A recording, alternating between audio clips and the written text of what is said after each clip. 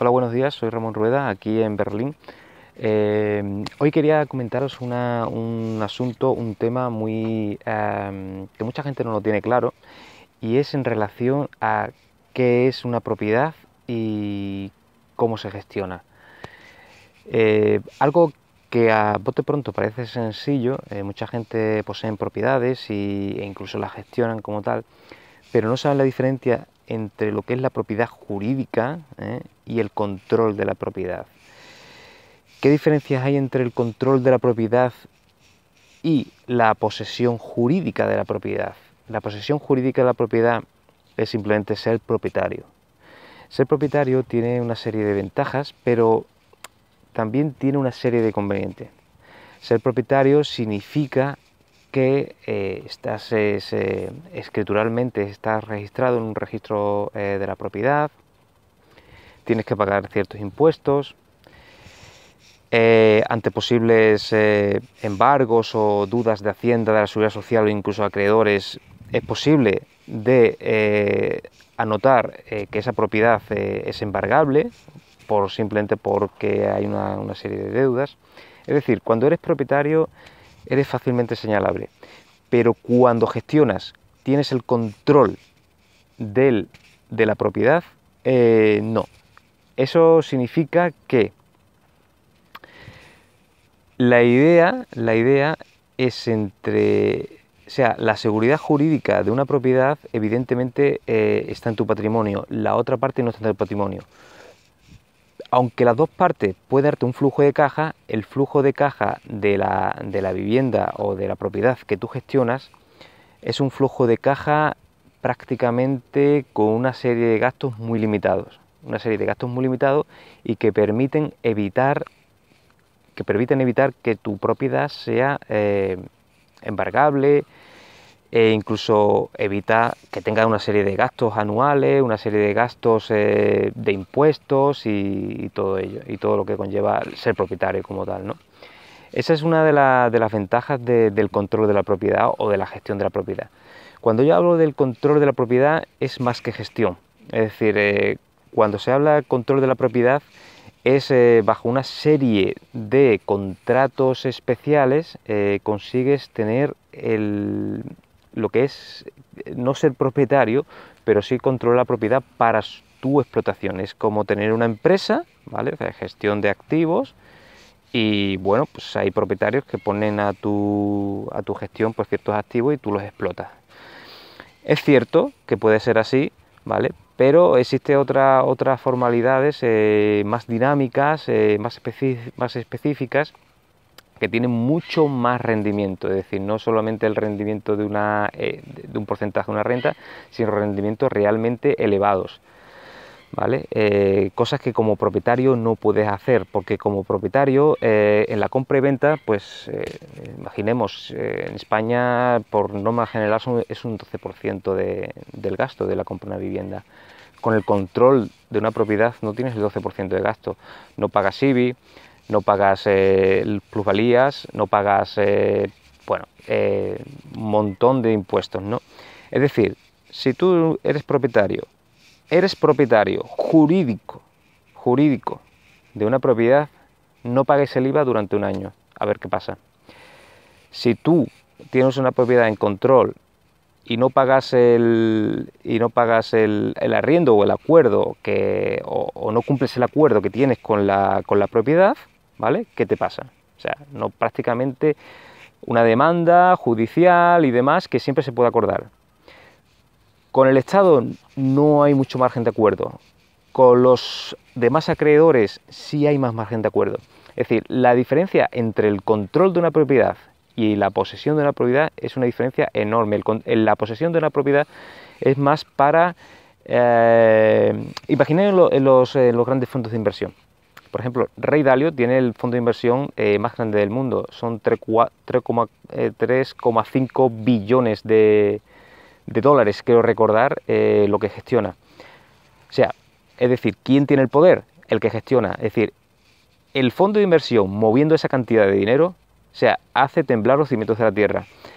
Es decir, un pequeño propietario un pequeño propietario vendiendo su propiedad jurídicamente y tal, no mueve nada. Es decir, prácticamente es mínimo el impacto. Es decir, quien tiene el control del capital, quien tiene el control de la gestión de las propiedades, es el que realmente obtiene los mayores beneficios y el menor riesgo. Esa es la realidad. Esa es la realidad. Además, digamos, la rotación de activos es aún mayor. La rotación de activos es aún mayor. O de control de activos es aún mayor, más fácil, más dinámico, no depende tanto de las fluctuaciones del precio de las propiedades, del mercado inmobiliario. Entonces, las rentabilidades son muchísimo mayores, pueden ser rentabilidades del 100, 200, 300, 400, 500%. Es decir, claro, evidentemente un inversor sofisticado no va a controlar cualquier tipo de propiedad. Un inversor sofisticado va a buscar las mejores oportunidades, es decir, va a pulir y darle esplendor a ciertas oportunidades inmobiliarias para gestionarlas y ponerlas en renta, pero no siendo el propietario. Cuando hablamos del propietario jurídico, estamos hablando de algo emocional, estamos hablando de que queremos ser propietario, queremos poseer, esto es mío, esto es tal, pero lo que no sabemos es que realmente eso no nos ayuda financieramente, o sea, no nos ayuda porque conlleva una serie de gastos.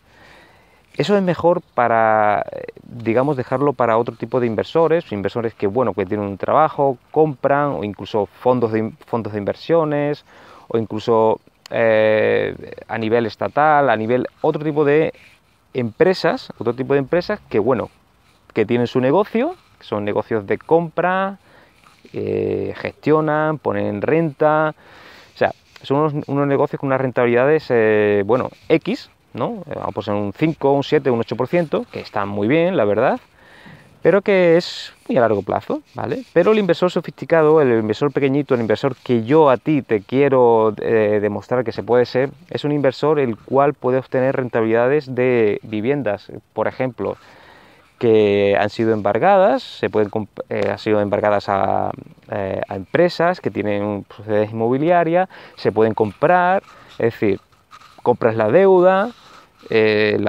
una vez compras la deuda de la empresa, evidentemente no es una deuda la cual evita que no tenga avales personales, y entonces prácticamente puedes llegar a comprar viviendas por 15.000 euros en España.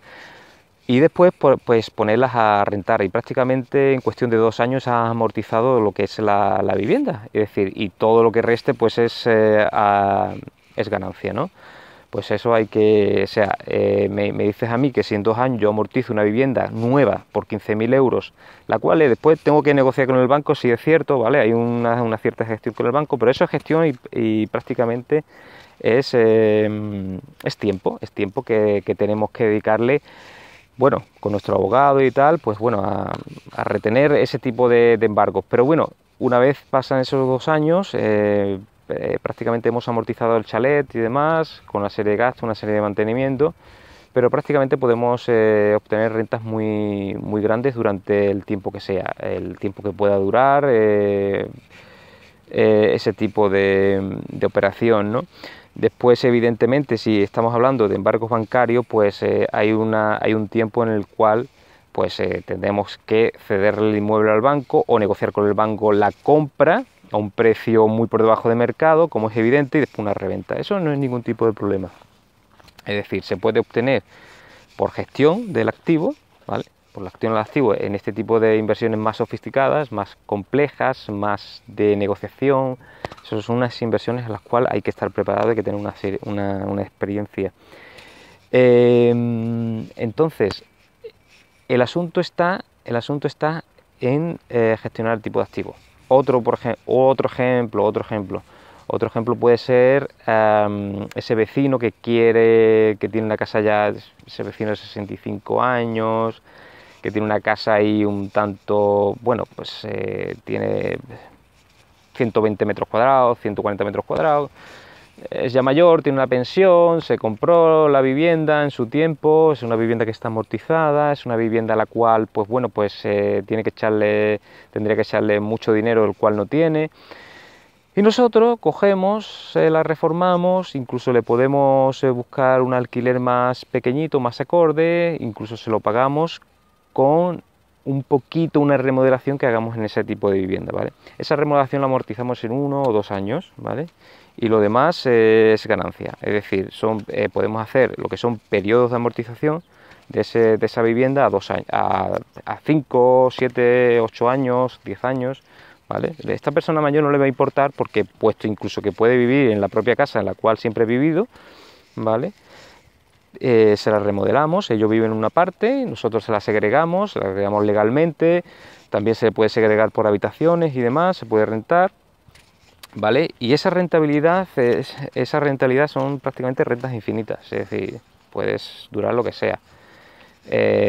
Los acuerdos son múltiples, es decir, se puede llegar a múltiple tipo de acuerdos con los propietarios, eso no es ningún tipo de problema, siempre y cuando uno sea consciente de que el rechazo va a estar ahí, como en cualquier producto de mercado tiene su rechazo. Yo voy por la calle, veo una oferta y no la compro, es decir, eso estoy rechazando, aunque no es verdad que no hay nadie, no hay ninguna persona diciéndome, oye, cómprame esto, pero si hay una oferta publicitaria que te llama la atención y tú la rechazas simplemente. O simplemente en un centro comercial siempre pues hay algunos stands, ¿no?, donde te llaman la atención, oye, mira, pues quiero venderte esto, quiero este producto, es mi mejor producto, tal, esto lo estoy vendiendo. Y al final lo rechaza, pues el 90% de las personas, el 80, no, el 98% de las personas pues rechazan ese producto, siempre hay un 2% o un 1%, pues bueno, que paran en el stand, ¿no? Y bueno, puede realizar incluso la compra, ¿no? Pues igual pasa en el tema de la oferta inmobiliaria, tienes que tocar muchas puertas, pero esa es la esencia, es decir, de la venta, o sea, tienes que vender tu producto. Es un producto rentable para los dos, es rentable para ti, tú que tienes el conocimiento, tú que tienes la posibilidad de atraer a los inversionistas, incluso poner tu propio capital si tú quieres, si tú ves que es muy rentable, incluso llega un determinado momento en que evidentemente puedes llegar a comprar la propiedad, es decir, según el tipo de rentabilidades que estamos viendo, si es una oferta muy buena, puedes llegar a comprar la propiedad. Pero cuando yo hablo de la compra de la propiedad, estoy hablando de una compra que es una oportunidad, es decir, es una compra para una venta, es decir, una compra-venta, es decir, es una compra que está muy por debajo del precio real de venta de la zona, está muy por debajo, y sé que simplemente dándole un poquito de valor a la propiedad, un poquito, es decir, pues es un mínimo gasto, una remodelación, un lavado de cara, como quien dice, pues es más que suficiente para poder rentabilizar este tipo de productos, ¿no? Y poder sacarle muy buenas tajadas. Esa es la esencia entre lo que estamos hablando. Eso es un negocio, evidentemente, pero en realidad todo es un negocio. En realidad, ante la vida, todo es un negocio. Todos hacemos negocios, todos vendemos nuestros servicios como fuerza de trabajo a una empresa, obtenemos un dinero a cambio del tiempo. Todo es un negocio. Es decir, también como sepamos valorar o como sepamos buscar la oferta de una empresa que necesita nuestros servicios como trabajador, según sea así, pues podemos tener unos ingresos, ¿vale? Son limitados, ¿por qué? Porque es cambiar tiempo por dinero. Pero si tú cambias conocimiento por dinero, ahí se dispara lo que es la rentabilidad. Y en este tipo de productos, entre el control y la posesión de propiedades, hay un mundo infinito de creatividad, un mundo infinito de rentabilidad, un mundo infinito que es para ti. Si tú vienes conmigo, visitamos propiedades, te enseño los procesos adecuados para invertir, para poder rentabilizar este tipo de situaciones, para saltar los obstáculos, o sea, para poder salvar y saltar los obstáculos que van a aparecer, que aparecerán muchos y muchísimos, porque estamos hablando de que estamos en una sociedad, estamos hablando que todo el mundo no es igual, evidentemente, ahí está el negocio, gracias a ello hay negocio. Podemos inmiscuirnos en la psicología de las personas, podemos llegar a negociar y mientras más negociemos, mucho muchas mejores rentabilidades podremos obtener. Así que os dejo desde Berlín, Ramón Rueda, hasta pronto.